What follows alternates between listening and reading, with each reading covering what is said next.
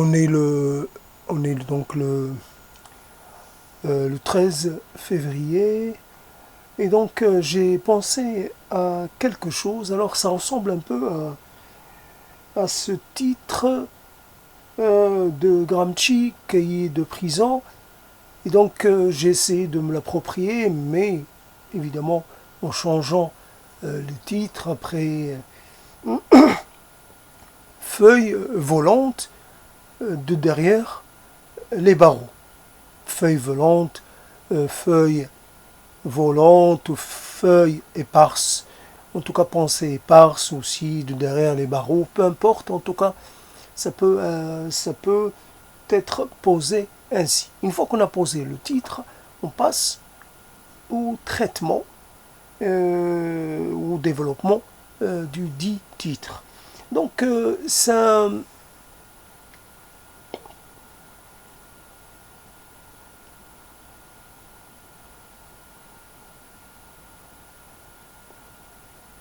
il y a comme une absence de lumière. La lumière est là, la lumière du jour, la lumière de la nuit, mais impossible de la considérer comme telle. D'ailleurs, le jour et la nuit se confondent. C'est le même paysage. C'est la même, la même, la même obscurité. Absence de lumière veut dire point de, point de vision, point d'impression, point d'interaction. La lumière s'en est allée. Elle est sûrement quelque part servir quelqu'un, à auréoler quelqu'un, à faire plaisir à quelqu'un, mais moi, elle m'a déserté, m'a quitté. Bon, peut-être qu'elle a pensé que qu'elle m'avait côtoyé suffisamment et que il était venu pour elle le temps de se consacrer à quelqu'un d'autre. J'ai perdu ma lumière, ma compagne,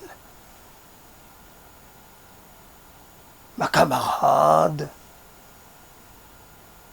celle qui me faisait voir les choses, qui me permettait de voir même derrière les choses. En fonction de la lumière, je pouvais interpréter tel ou tel instant du jour. Je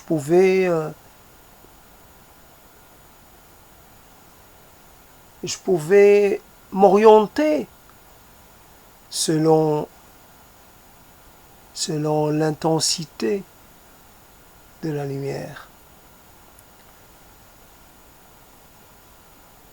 Je savais quand c'était le moment de faire une chose, puis quand c'était le moment d'en faire une autre. J'avais un rythme, j'avais une sorte de variation. Et en ce jour, en cet instant, j'ai perdu la notion de variété. Tout est semblable, tout est de la même texture, tout est de la même, tout est de la même, euh, tout est de la même indifférence. C'est peut-être le jour, c'est peut-être la nuit, je ne peux le certifier.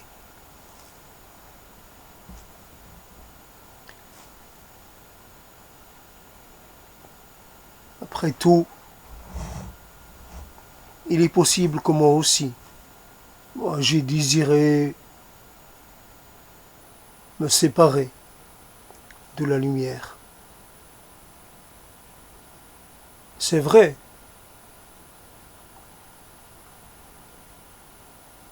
je m'en suis servi pour des choses pas vraiment très importantes. Je m'en suis servi, ou plutôt, je m'en suis, oui, je m'en suis servi quelquefois pour essayer d'habiter le ciel, de voir au-delà de l'horizon.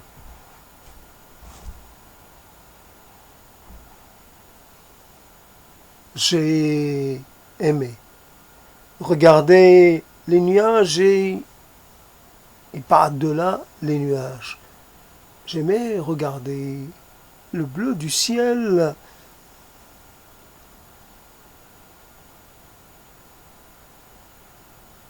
Il me faisait toujours voir quelque chose de différent.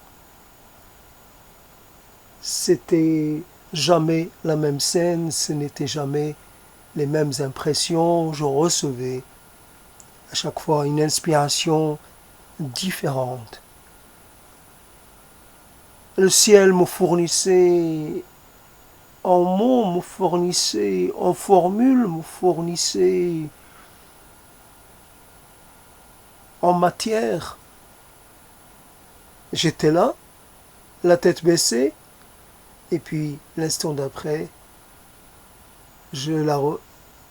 quand je la relève, je reçois quelque chose.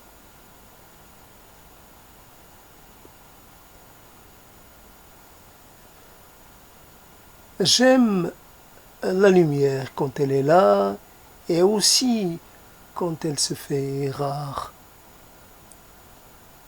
quand elle se fait juste évocation, quand elle se fait désirer.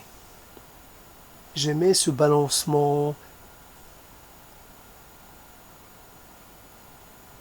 ce rythme régulier, mais à chaque fois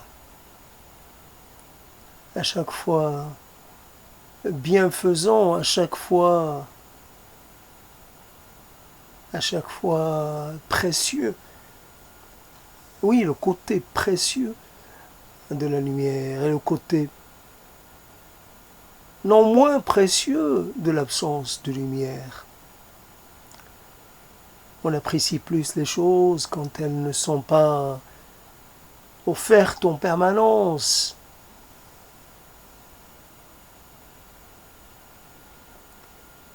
Et ouais, ça,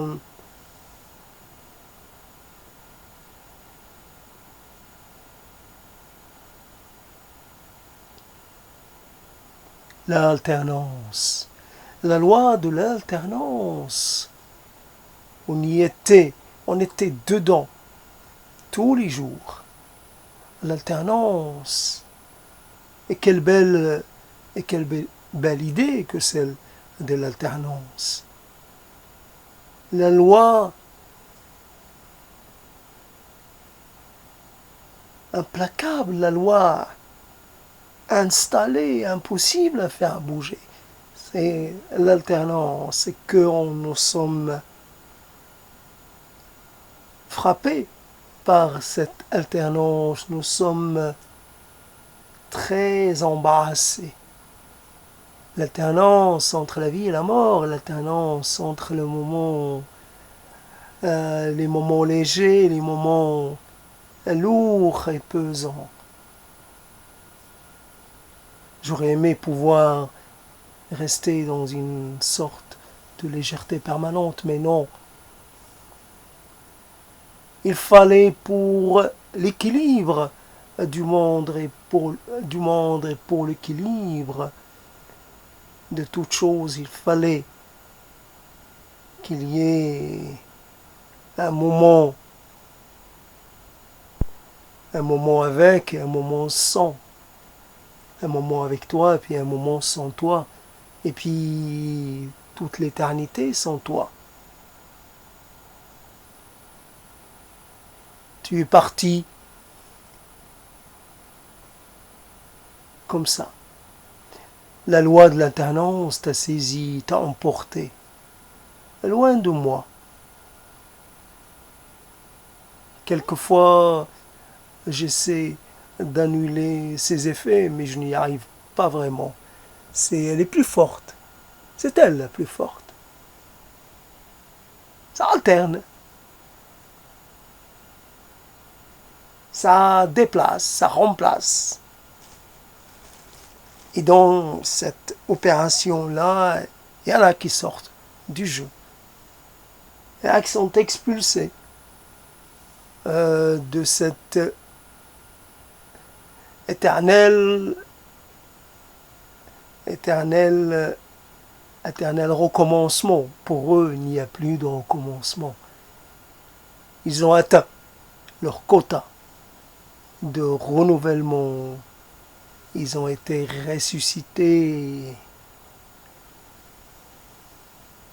Et puis est venu le temps de cesser de l'être, d'arrêter de figurer parmi les vivants.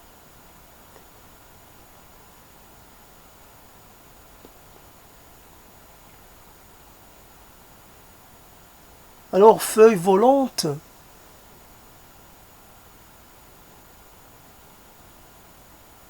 il y a des pensées qu'on confie comme ça, un destin indifférent, un hasard très très très capricieux, comme tous les hasards. Il fait selon sa loi, selon ce qui le traverse ou pas. Il y a des hasards habités, des hasards laissés vides. Dans certains hasards, j'y suis. Et dans d'autres, j'y suis pas. Là aussi, j'y suis pas. Deux cas de figure.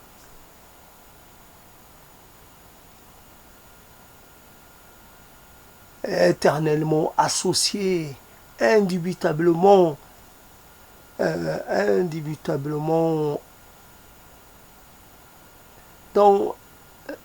inscrits dans une symétrie contre laquelle nous n'avons aucun pouvoir.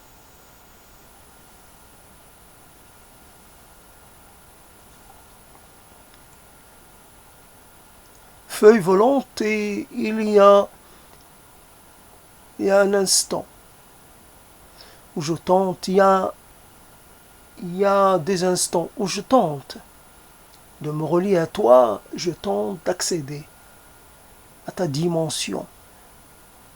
Je sonne, je compose le numéro, je laisse sonner, et puis ça sonne, et ça sonne, et ça sonne, et ça sonne. Au bout d'un moment, une voix m'arrête, me dit: votre correspondant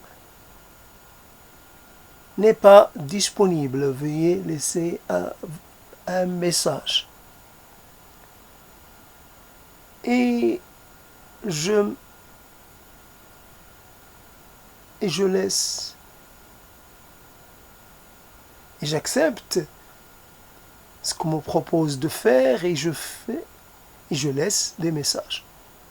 J'ai dû en laisser quelques infinités, des messages. Je t'en ai laissé de toutes sortes. J'ai tendu la main vers toi pour partager mes douceurs, les petites choses que j'ai réussi à faire.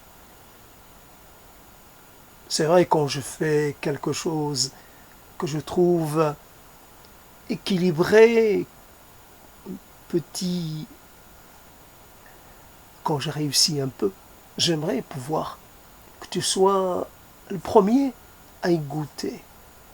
J'aimerais voir que cela te fait plaisir, j'aimerais le voir dans tes yeux, et j'aimerais te voir engloutir cette petite chose qui est sortie de mes mains. Tu mérites ça et tu mérites beaucoup plus. Des messages qui veulent dire ce que je ne peux plus dire. Je te dis à quel point tu me manques, mais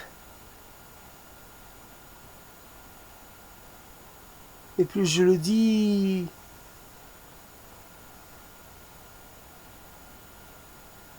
plus je semble incapable de le répéter. Combien de fois dois-je le dire? Combien de fois dois-je répéter que sans toi je ne suis rien? Je ne peux exister sans toi. Mon être n'a pas droit à l'existence en dehors de toi. J'existe par ta volonté. J'existe par ton désir. Je dépends de toi pour pouvoir continuer de vivre. Aujourd'hui, je suis mort comme toi. Je suis mort. Je le sais que je suis mort. Mais je persiste, quelque chose en moi persiste à croire le contraire. Elle me tente, elle me dit t'as pas à mourir, il faut que tu attendes. Peut-être qu'on va exaucer tes vœux, peut-être que tu auras une énorme surprise. Qui sait, qu'est-ce qu'on sait? Qu'est-ce qu'on sait? Tout est possible. Les miracles, ça se produit. Il suffit juste d'être attentif, d'être prêt. Un jour, on va t'appeler. On va t'annoncer qu'un tel est là, sur le pas de ta porte. Il faut que tu sois là. Il faut que tu répondes dans l'instant. Sinon,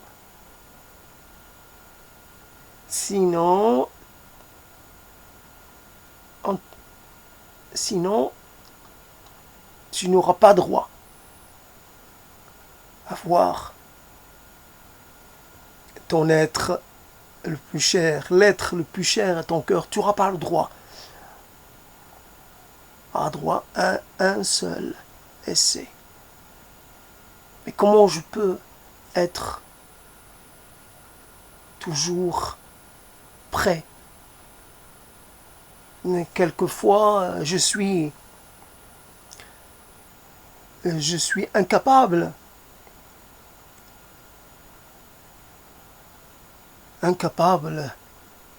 d'être attentif. Je perds ma concentration, je me perds en moi-même, je me perds dans mes souvenirs, je me perds dans mes instants qui se confondent.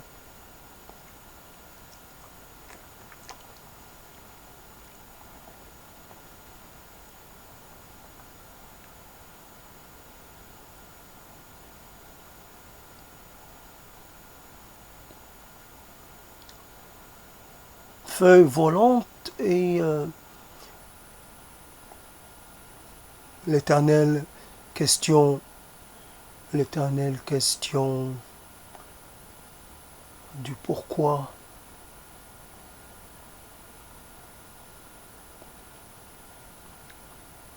Je ne savais pas. Je ne savais pas que les choses allaient se passer ainsi. Je ne savais pas. J'ai manqué de clairvoyance. J'ai manqué de vigilance. J'ai manqué de prudence. J'ai cru que les choses allaient peut-être se compliquer un peu.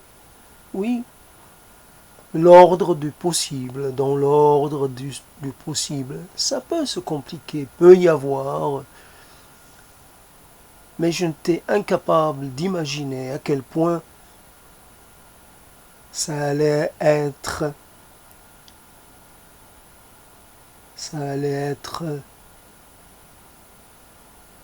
à quel point ça allait être,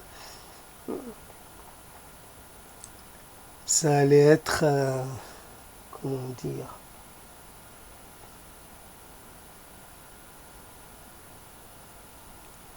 ça allait être percussif, j'allais être, à quel point j'allais être malmené, à quel point euh, j'allais être défait, à quel point j'allais être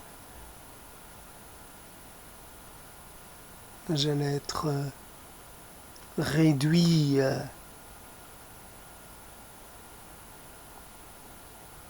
réduit à l'insignifiance, réduit à l'impuissance, réduit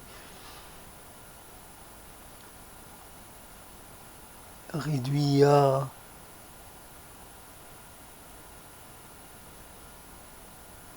réduit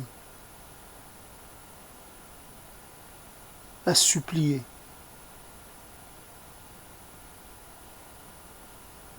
À supplier pour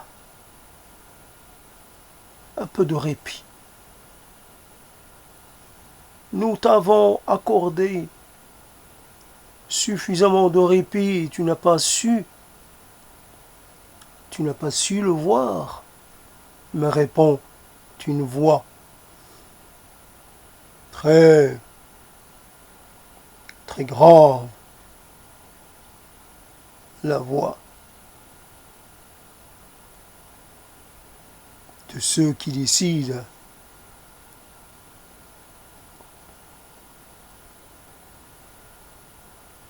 Qui décide pour quand c'est le moment de séparer un tel d'un tel, le moment de défaire, le moment de couper le fil d'une vie. C'est fini, c'est fini, c'est fini, coupé net. Pas attendre que le fil s'amenuise, attendre qu'il commence à devenir à s'affiner jusqu'au point où il se rend de lui-même. Non, c'est quelque chose, c'est une, on tranche dans le vif, tranche.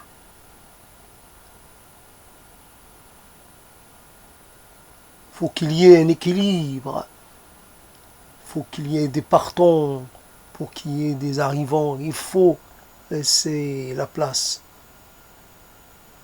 Il faut partir quand on a accompli ce pourquoi on a été dans le monde. Et toi, tu en veux encore?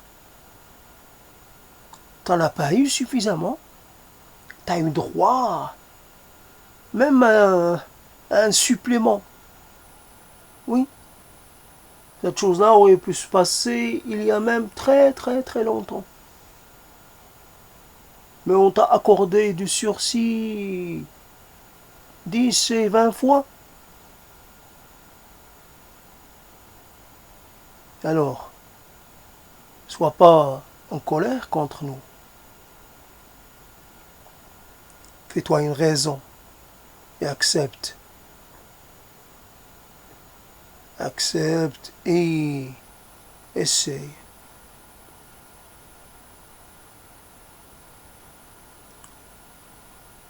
Essaie de penser à toi, au temps qui te reste, à toi, à ton fil, à toi.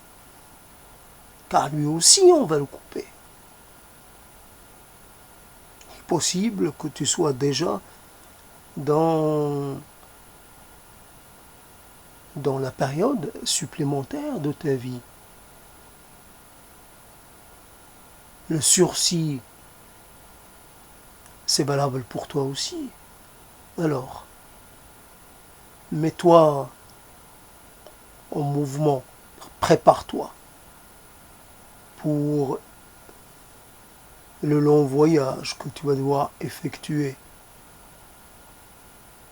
pour rejoindre le monde des confins. Feuille volante, et pour donc le confinement. C'est quoi le confinement? Pour y dire l'auto-confinement, mais quand on se met en retrait parce que le monde a cessé de nous vouloir. Le monde a marqué.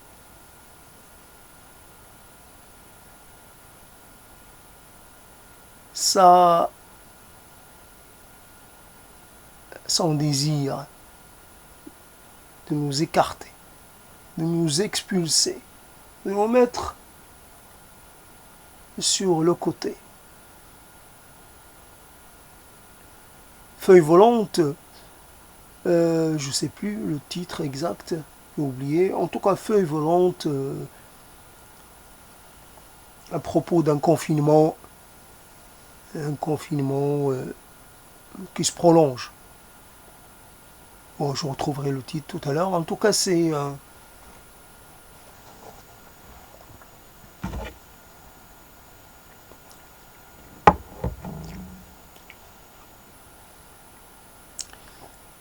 élément après élément.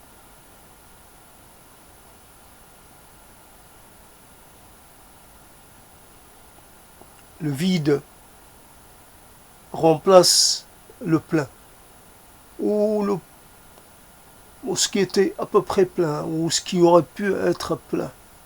Le vide, car il y a la loi, cette loi. Il ne peut y avoir de vide, ou il ne peut y avoir de plein éternellement. Mon plein à moi est arrivé à échéance, et c'est le vide qui le remplace. Je vide mes tiroirs, je vide ma mémoire, je me débarrasse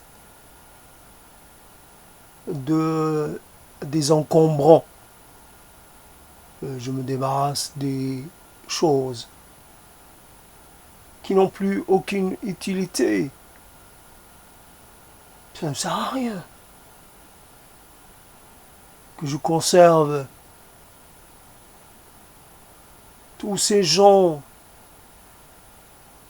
qui rient, qui jouent, qui parlent, qui aiment, ces gens pleins de vie,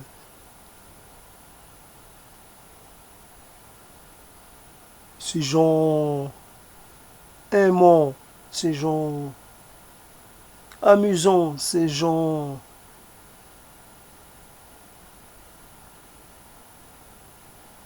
ils ne sont plus là. Ils ne sont plus là. Ou peut-être, il est possible qu'ils ne soient plus aussi souriants, aussi vivants. Alors moi, je conserve des choses périmées. Le périmé est ajouté. Le périmé est une chose qui ne peut faire que du mal. Ça ne sert à rien de conserver ce qui n'est plus. Ce qui n'est plus d'aucune utilité. Ça a cessé d'être denrée, une denrée consommable. Il y a de ces souvenirs qui ne servent plus à rien. On ne peut les intégrer nulle part, on peut s'en inspirer aucunement, on peut on ne peut les revivre nullement. On ne peut pas les, on ne peut pas les faire réexister et réexister et réexister.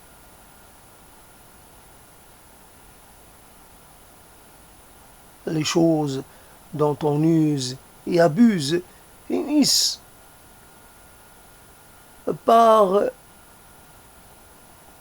par devenir, par perdre de leur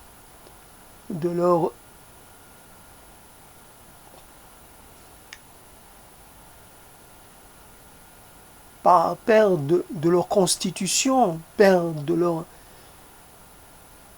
leur réalité, de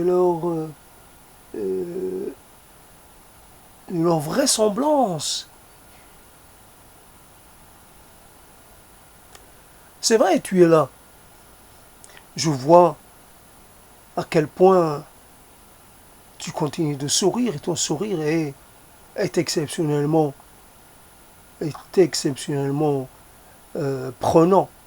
Je suis toujours prisonnier ou toujours je veille sur cela comme s'il s'agissait d'un trésor, d'une chose unique. C'est vrai que c'est unique. Mais après tout, c'est unique, mais pas nécessaire. Ouais, c'est comme ces objets dont on a oublié l'usage, dont on ne sait plus rien et dont on doit se débarrasser parce qu'on ne sait pas quoi en faire. Alors voilà, je ne sais pas quoi faire de toi dans ma tête. Je ne sais pas comment te parler, comment te considérer. Es-tu une sorte de rémanence maudite, quelque chose qui tente, qui me poursuit,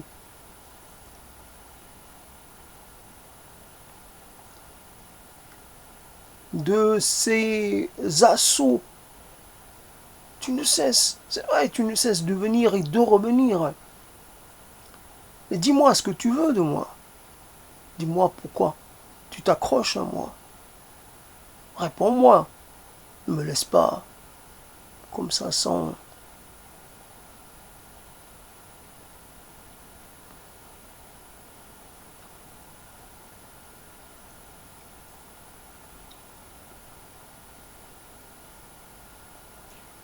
Alors donc, feuille volante, j'ai oublié le titre et ça m'embête un peu. Feuille volante, feuille volante. Alors cahier de quelque chose, alors c'est quoi cette chose? On ne sait rien. Cette chose-là, je ne sais pas comment en parler.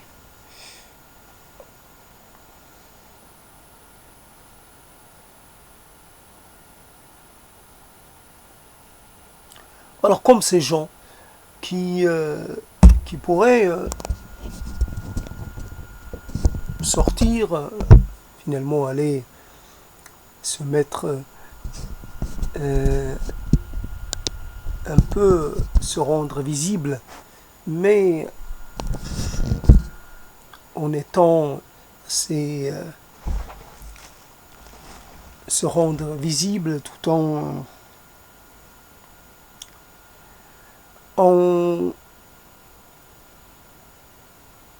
tout en éloignant, tout en rendant impossible toute possibilité de rencontre. Tu ne pourras pas venir vers moi. Je transporte avec moi ma propre, presque, ma propre infamie. Je suis devenu infâme, une sorte d'être qui ne ressemble à aucun autre. Un être qu'en d'autres temps on aurait traité de poète, de mystique, de sage. J'ai la tête à faire partie de cette catégorie-là, mais à notre époque, je passerai juste pour une sorte de vieux, pas vraiment très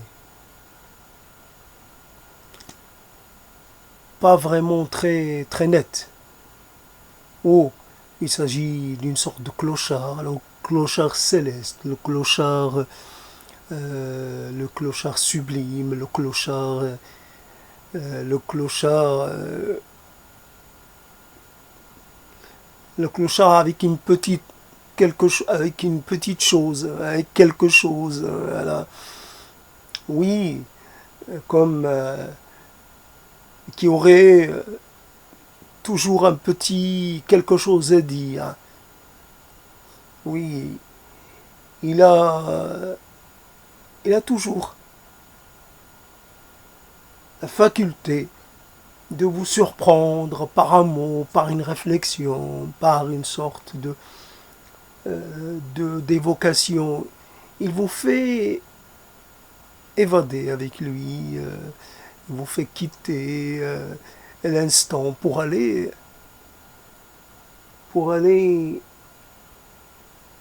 jeter un regard, un coup d'œil, quelque part dans des lieux assez, assez peu familiers. Il vous fait faire un voyage éclair et vous en revenez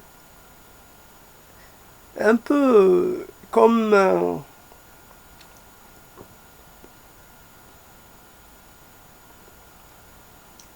si vous aviez eu entre les mains une belle chose, que vous avez senti le parfum d'une fleur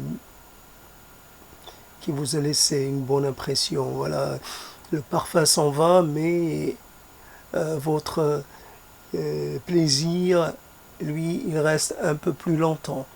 Si vous revenez avec une sorte d'image dans la tête qui persiste un peu, voilà.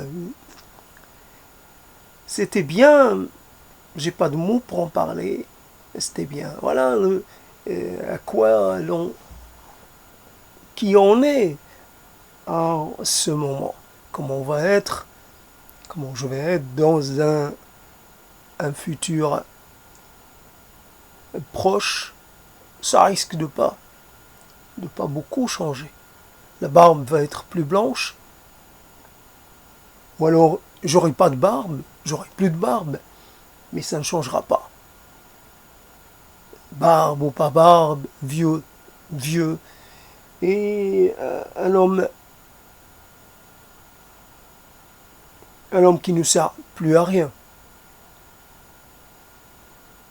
Voyez-vous, à quoi vous pourriez l'utiliser? Je sais pas. Il pourrait, pour les trouver, une occupation. Il faut l'occuper, ce bonhomme. Sinon, il va dépérir. Sinon, un jour, il va faire quelque chose. Il le garder, faut le garder un peu sous contrôle. Il faut contrôler les fous ou ceux qui pourraient basculer dans une folie un peu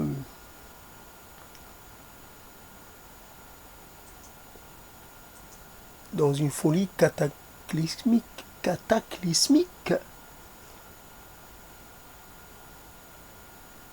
Alors, donc pour rester dans dans ce traitement, ce n'est pas évident. Alors, bon, j'arrive à 40 minutes, donc ça va, j'ai fait un petit truc.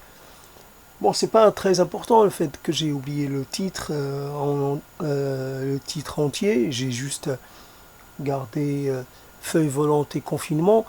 Après, j'ai pas tellement parlé du confinement. J'y suis pas arrivé. Je suis pas arrivé, donc je sais pas comment en parler.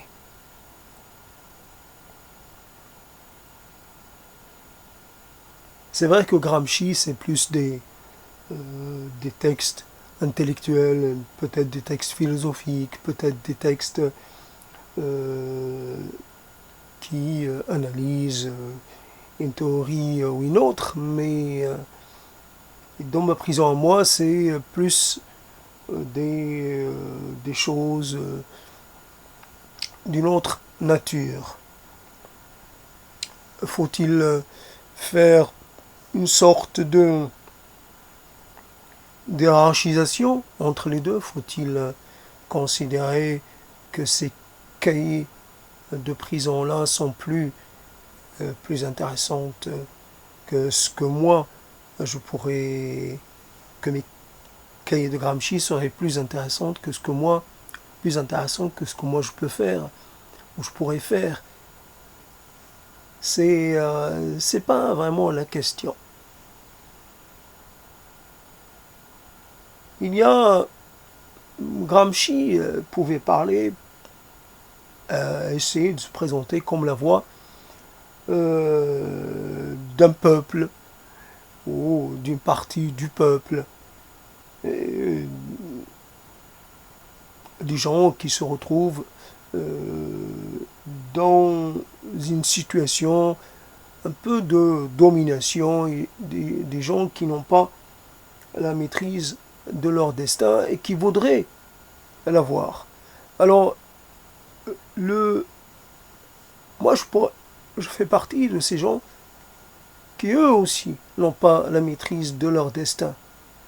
Alors, on va dire destin relationnel, destin social, destin perspectiviel ou perspectiviel, puisque on n'a plus, on n'a plus de perspective. On n'a plus, on vit pas avec l'idée de parvenir quelque part, puisque nous avons réduit notre horizon à quelque chose de très fini. Voilà les horizons finis de la matérialité triomphante, et finalement, derrière ce triomphe, il y a, derrière cette victoire, il y a un grand vide, il y a un vide qui n'a pas été comblé. Il faut donner du futur, il faut donner de la perspective, il faut donner de l'au-delà aux gens qui ont besoin de ça. Un au-delà qu'il faut peut-être inventer, mais qu'il est urgent de le faire, qu'il est dont, urgent de commencer à, à formuler. Donc, oui, cahier d'une prison un peu spéciale. Prison qui oblige à élargir la notion de prison. C'est la prison, c'est la privation de liberté. C'est un régime aussi, un régime, on vit sous un régime, une certaine discipline, la contrainte, etc. Le fait de ne pas avoir la liberté de son corps, la liberté de son esprit. Et voilà, donc, la prison, la prison à laquelle moi je fais référence, c'est aussi un espace de privation de liberté, de liberté physique et mentale. On n'a plus accès à l'extérieur.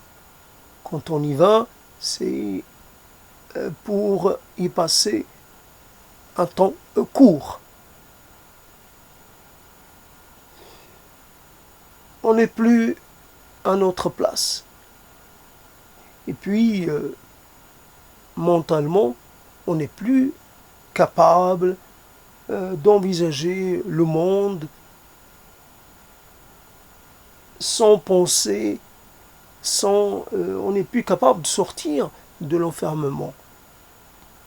Nos vies devient le lieu d'un sentiment un sentiment de confinement et un sentiment d'étouffement. Il n'y a pas de gardien derrière la porte. Il n'y a pas de gardien physique. Mais il y a beaucoup de gardiens. Il y a beaucoup de gens qui sont prêts à vous faire entendre des choses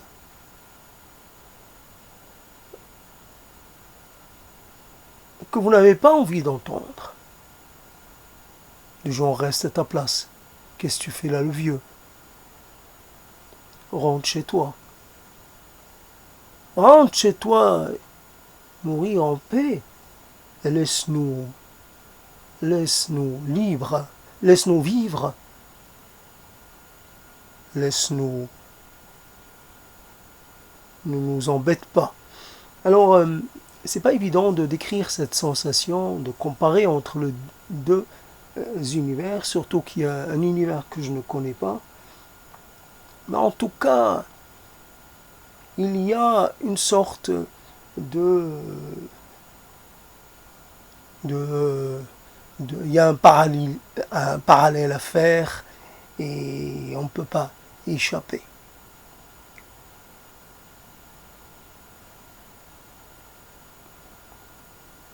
Quelquefois, quand on est en prison, on a une peine.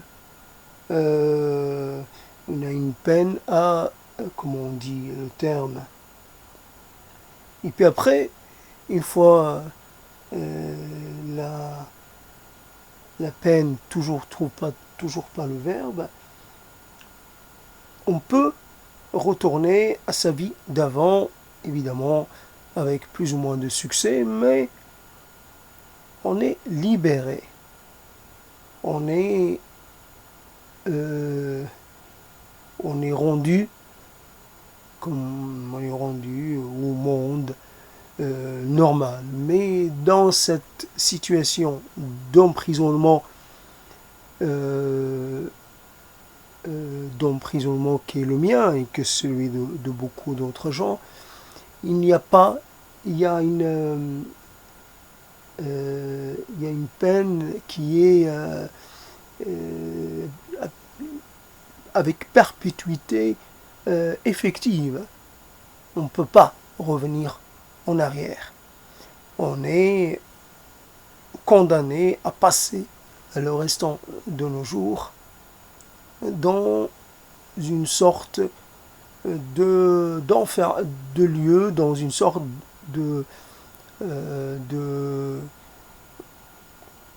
d'état psychique totalement finalement impossible à défaire. Et là, il y a des murs épais, des barreaux aux fenêtres et toutes sortes de choses. On a le droit de jeter un coup d'œil à la fenêtre. On a le droit de peut-être, mais pas plus. Jette un coup d'œil et très vite, je me retire. J'ai pas le droit. Alors, c'est pas évident, hein, c'était de parler de ça. Alors, il y a un autre thème que j'ai en tête, mais je voudrais pas le confondre les deux thèmes. Alors, je vais arriver à 1 heure, et puis finalement j'aurai fini ce traitement. Donc feuille volante, de ces choses qu'on dit et qui s'en vont. Comme si tellement légère, tellement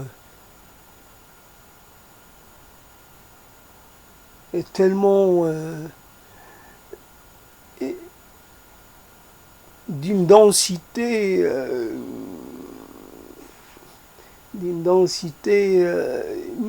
nulle. Il n'y a pas, ça ne fait pas d'effet. On dit une chose, puis on la voit s'éteindre devant soi comme des petites bulles qui éclatent très vite. Et voilà, si les bulles, ça meurt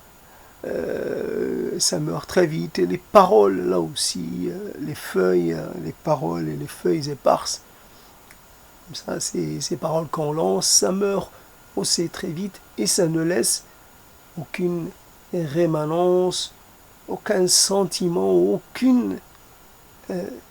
aucune preuve de leur existence. Il y a une sorte de sort qui est une sorte de vie très ramassée entre le moment de l'émergence et le moment de la disparition, de la sublimation, je ne sais pas comment dire, et ça devient autre chose, cette chose est invisible. Voilà comment nos mots, nos désirs, nos petits tourments, nos petites, finalement, nos petits inconforts, ou petits ou grands, tout cela ne fait pas d'effet sur le monde autour de nous. On n'existe pas, on serait dans la joie, et on n'existerait pas quand même. C'est soi dans toutes ses dimensions qui est devenu une sorte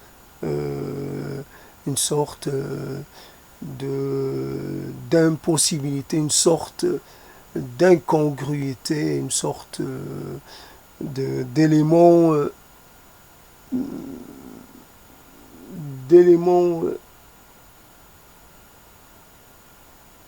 il y a une illégitimité qui s'accroche, illégitimité pour tout, illégitime ici et là, illégitime, tu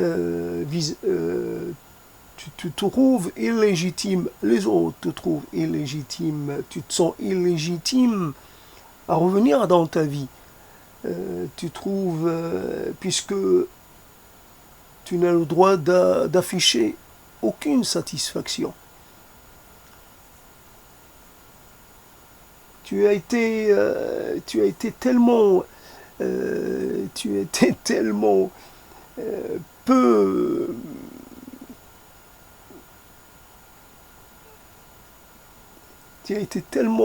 peu satisfaisant, peu faisant, peu produisant que tu dois qu'on doit t'expulser de ta mémoire même, de ton passé même. Tu n'as pas le droit d'y séjourner. Tu n'as pas le droit de le revisiter. Voici donc des situations comme ça qui s'élaborent, une vie. Alors, l'idée de l'exil devient totalement une chose totalement affaire de mots, c'est de la rhétorique. L'exil, c'est de la rhétorique. Si exil il y aurait plein de formes d'exil, puis il y aurait un exil d'une nature peu, peu, peu, peu soupçonnable. Personne ne pourrait soupçonner à quel point cela peut être très, très, très, j'allais dire, très profond et toucher finalement à la perception même que nous pouvons avoir de nous-mêmes. Ça détruit. Il y a des choses qui détruisent jusqu'au plus petit élément de petit élément de d'accordance avec soi-même. Je ne peux être qu'en guerre avec moi-même, qu'en conflit et qu'en dispute permanente.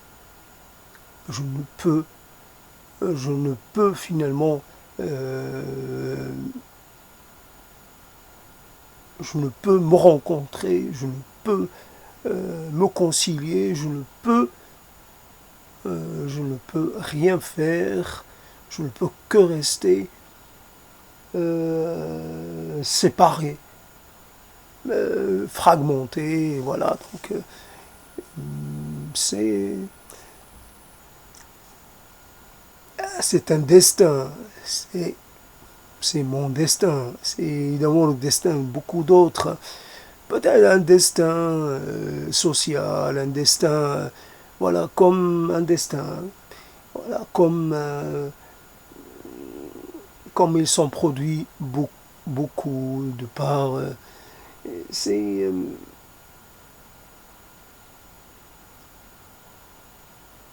c'est justement ça, le destin, c'est qu'il n'est pas. C'est qu'on peut, justement, c'est le lieu où peuvent se produire toutes sortes de, de, j'allais dire, de toutes sortes d'impossibilités. Ce n'est pas possible d'être aussi vide que je le suis. Ce n'est pas possible. Il y a là euh, il y a là un constat que je ne peux accepter. Il y a là une sorte de vérité qu'il m'est impossible de valider. Voilà la chose. Donc simplement, c'est donc j'arrive à 1 heure, c'est ça donc un peu le but, c'est de faire un peu une petite quantité. Après, on est toujours dans les fragments. Feuilles volantes, c'est aussi des fragments euh, relatifs à des instants, à des impressions, à des, je sais pas, à ce que on a à dire à un moment particulier. Je sais pas, quand on est en prison, on a peut-être pas toujours la quantité de papier dont on aurait besoin, l'encre, etc. Toujours. Donc on peut avoir envie de faire une chose, puis on se rend compte qu'on manque de matière, on manque peut-être de force, on manque de même. On peut là aussi ne pas être vraiment sûr de, de, de l'intérêt que cela pourrait avoir. Il n'y a pas, il n'y a pas de retour, il n'y aurait pas de retour positif, il n'y aurait pas de, il n'y aurait pas, euh, il n'y aurait pas de compensation, il n'y aurait pas de récompense, il n'y aurait pas de salut apporté par les mots, apporté par cette façon de se révéler à soi-même et de se révéler à l'autre. Personne n'est là pour vous accompagner et pour vous accorder une sorte de, comment on appelle ça, non pas une sorte de une quelconque consolation. Alors je sais plus comment on appelle ça, au niveau religieux, vous apporter. Oui, il y a loin, il y a loin entre le moment actuel, le moment où je vais accéder à un repos que je n'aurais pas mérité, mais un repos dont j'ai quand même besoin.